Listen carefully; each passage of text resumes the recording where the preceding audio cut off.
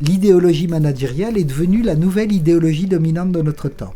Ce nouveau type d'organisation multinationale qui va mettre en œuvre ce qu'on peut appeler, si vous voulez bien, la révolution managériale. C'est-à-dire un nouveau rapport au travail, un nouveau fonctionnement des organisations qui se présente comme étant parfaitement neutre, parfaitement sans saveur, parfaitement innocent. Et du coup, dans la conflictualité dans l'organisation, on n'accuse plus l'organisation et le pouvoir de vous exploiter, de vous aliéner, de vous donner des conditions de travail qui sont trop dures, de vous fixer des objectifs qui sont trop élevés par rapport aux moyens que vous avez pour les remplir. Non, on retourne l'agressivité, la culpabilité et la honte sur soi et on dit si j'arrive pas à remplir mes objectifs, c'est que je suis mauvais, je suis nul, je suis pas à la hauteur. Ce qui explique l'émergence de nouveaux symptômes, comme le burn-out, le stress, mais surtout la dépression, c'est-à-dire le sentiment que le moi n'est plus à la hauteur des exigences de l'idéal. Alors il s'effondre et il dit « je me sens pas bien, je suis à bout, je suis pompé, je suis vidé, j'en peux plus, j'y crois plus, ça fait plus sens pour moi ». C'est l'espèce de sentiment de dépression larvée.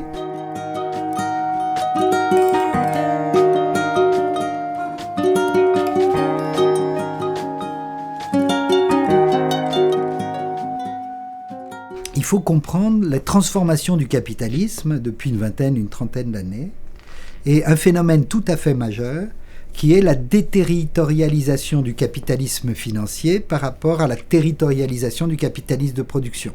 Avant, les patrons d'entreprise avaient pour responsabilité première d'essayer de trouver le bon équilibre entre ce que les travailleurs étaient capables de produire et les exigences qu'ils pouvaient avoir en termes de revendications, de salaire, de conditions de travail, et les exigences des propriétaires de l'entreprise, des actionnaires, qui réclamaient un taux de rentabilité du capital de temps ou temps.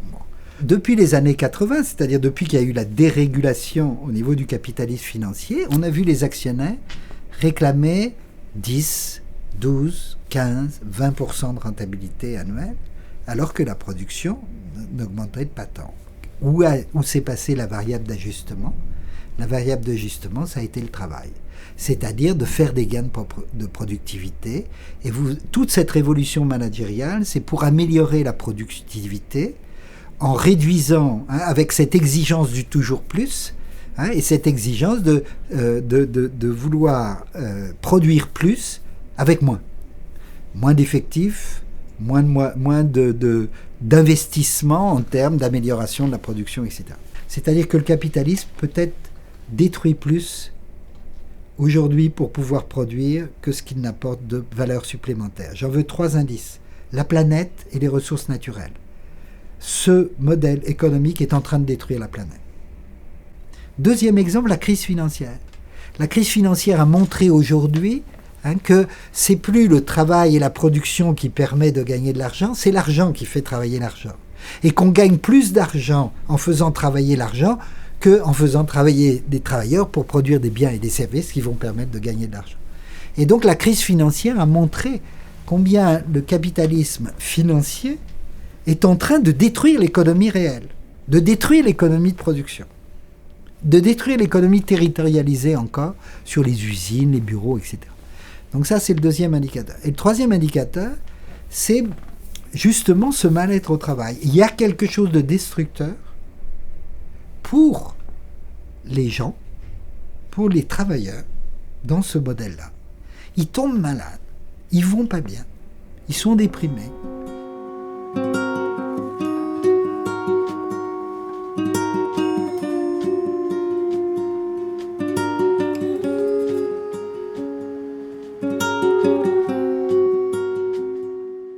Pour favoriser ces transformations, c'est le management par objectif, c'est l'évaluation au mérite, c'est l'organisation par projet, c'est la sélection, des politiques de promotion, de gratification, etc. C'est toutes les transformations managériales, appuyées en particulier sur les nouvelles technologies d'information et de communication, qui donnent des outils, soi-disant pour rationaliser la gestion, et qui font qu'on va rationaliser la gestion des hommes, sur les mêmes paradigmes et les mêmes indicateurs que la gestion des choses, la gestion des biens, la gestion de la maintenance, la gestion des stocks, la gestion financière, etc. Et donc les travailleurs vont voir toute leur activité calibrée, mesurée, rentrer dans des cases qui vont être exploitées par des logiciels et qui vont mettre les travailleurs dans un espèce de système de contrôle qui n'est plus le contrôle du contremaître ou le contrôle de la pointeuse, ou le contrôle du nombre de produits fidélisés, mais c'est aussi leur comportement, c'est aussi leur performance qui vont être mesurées. Alors il faut comprendre l'histoire de cette nouvelle forme de pouvoir. Elle est d'abord née dans les multinationales. Et elle a été conçue en liaison avec les grands cabinets de consultants internationaux qui ont vendu ce modèle-là aux fournisseurs et aux clients des multinationales, donc d'abord dans le secteur privé, aux institutions internationales, qui l'ont mobilisé, soi-disant pour lutter contre la crise, en obligeant les pays à rationaliser leur mode de gouvernance, etc., pour les adapter à ce modèle-là, pour devenir justement rentables et juguler la crise financière, la dette publique, etc., devenir efficaces. Et donc, ils l'ont appliqué comme modèle pour moderniser les entreprises publiques, qui ont fait l'introduction du modèle managérial dans toute la gestion des institutions publiques, la police, la justice, les hôpitaux, les universités, la recherche, le travail social, etc., etc., etc. Dans le public, il s'est passé quelque chose d'immédiat qui a été le sentiment de tous les gens qui avaient choisi de travailler dans le public à cause des valeurs du service public, à cause des valeurs de l'institution, des finalités institutionnelles. Ils choisissaient l'enseignement parce que l'éducation, c'était important pour eux. Ils choisissaient l'hôpital et la médecine ou les aides-soignants parce que la santé, c'était important pour eux. Ça veut dire que les outils de gestion qu'on leur demande d'appliquer, ils ont le sentiment que ça va en contradiction avec les valeurs profondes pour lesquelles ils ont choisi ce métier. Et pire, on leur demande d'évaluer leur performance par des indicateurs qui n'ont pas de valeur pour eux.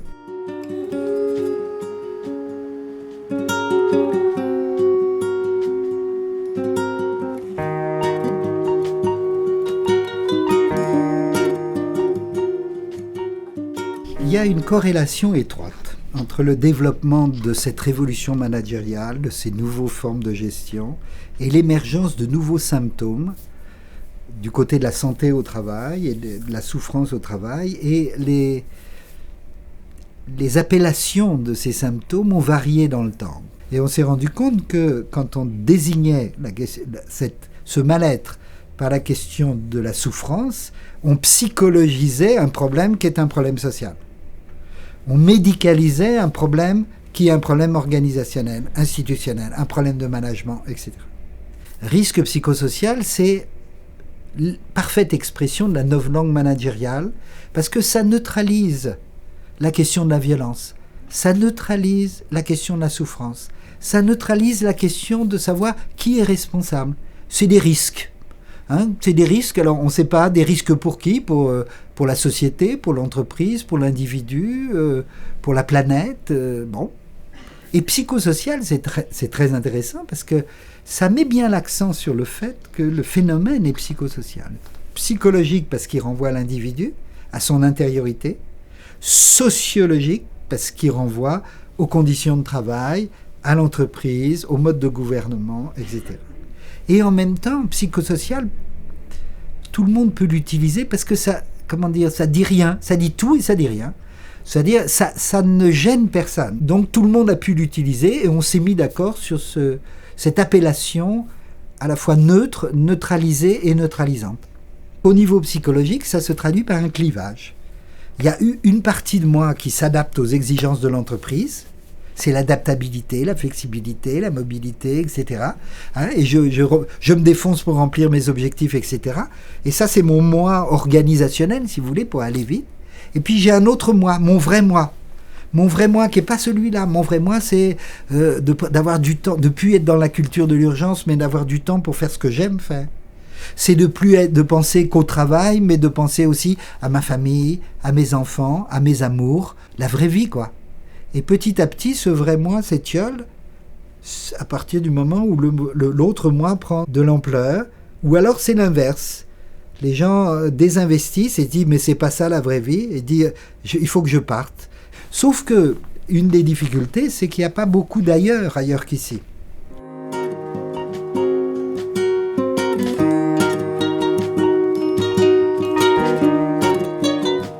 Le paradigme des ressources humaines, c'est le plus intéressant pour comprendre en quoi cette novlangue managériale, cette conception du monde est idéologique. À partir des années 80, 90 surtout, on a vu toutes les entreprises transformer leur service du personnel, des affaires sociales ou autres, en service de gestion des ressources humaines, en direction des ressources humaines. Et tout le monde trouvait ça formidable. Pour deux raisons, à la fois parce que ça faisait moderne, et qu'on allait rationaliser la gestion du personnel qui était vécue comme bureaucratique, comme archaïque, comme obsolète. Et puis, enfin, on allait se préoccuper de l'humain. On remettait l'humain au centre. Et tous les chefs d'entreprise, les managers disaient « l'humain, c'est notre principale ressource » avec une fierté et quasiment des trémolos dans la voix. Sauf que ça, c'est vraiment une entourloupe idéologique. C'est qu'en fait, on remettait l'humain au centre, mais comme un moyen, comme une ressource au service d'une finalité qui était le développement de l'entreprise. Et donc ce n'était plus l'entreprise qui était un moyen pour développer l'humain, c'est l'humain qui devient une ressource pour développer l'entreprise. C'est légitime que je n'ai pas une bonne place dans la société si je ne me suis pas donné tous les moyens pour améliorer mes compétences, ma formation et pour être performant sur tous les registres. Et donc ça banalise la compétitivité, la compétition, ça banalise ce que j'ai appelé la lutte des places. C'est-à-dire du coup les individus ne sont pas renvoyés à cet combat collectif de changer l'ordre des places, ils sont renvoyés à un combat individuel de changer sa place dans l'ordre. Et ça, évidemment, ça explique pourquoi les mobilisations collectives en termes de combat, la conflictualité sociale que les syndicats avaient l'habitude de mener dans des collectifs, des grèves, des mouvements sociaux, les mouvements sociaux se délitent à partir du moment où chaque individu est renvoyé à lui-même pour trouver sa place, et donc il se mobilise pour améliorer sa place et non plus pour améliorer la place de tous ceux qui partagent sa condition.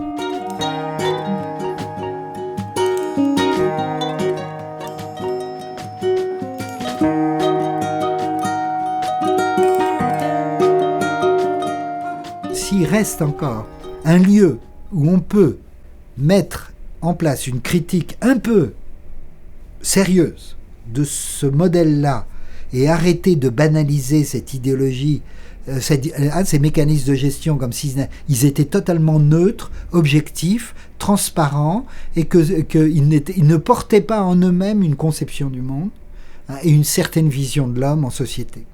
Et donc il est tout à fait important que les syndicats se donnent les moyens de déconstruire cette idéologie dominante.